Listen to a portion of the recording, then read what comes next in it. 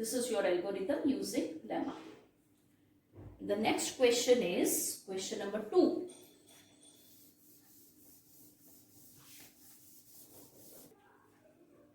Now, question number 2 is, show that any positive odd integer is of the form 6q plus 1 or 6q plus 3 or 6q plus 5, where q is some integer.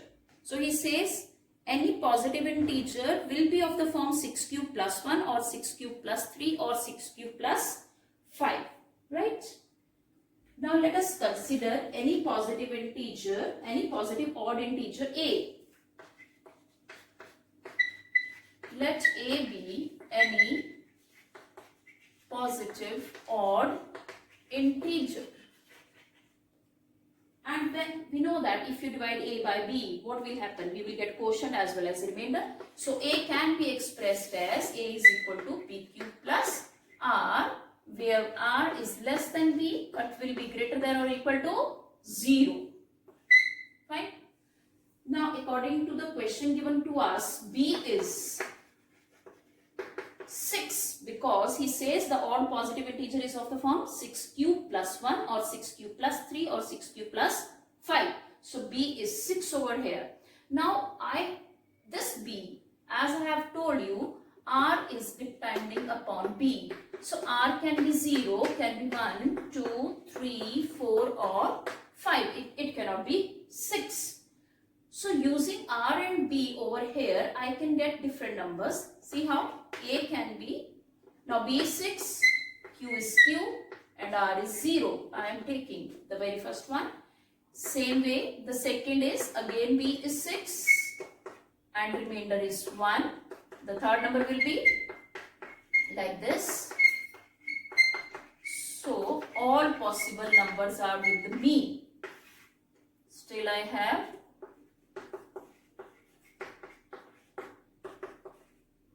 okay, fine. This is over. Now you see 6q. 6 is even. So 6q is going to be even. But if you add odd to the even, your answer will be odd. So 6q plus 1 is odd. Same way, even plus even is even. But again, even plus odd is odd. And the last is 6q plus 5, which is again odd. So according to the question, he says any positive odd integer is of the form 6q plus 1. Look at board. Then 6q plus 3 or 6q plus 5. So we have found the answer. Right? And the next is now different from this. Go. And now next is question number 4. I am reading the statement. Use Euclid's division lemma to show that the square of any positive integer is either of the form 3m or 3m plus 1. Now he says square of any positive integer. Right now I did for only odd positive integers. Now square. So there is a change in the question. So square of any positive integer is either of the form 3m or 3m plus 1. So in the same way, again, we shall be considering let a be any positive or positive integer, which can be expressed as a is equal to bq plus r on division, right? And r is again less than b, but it will be greater than or equal to 0.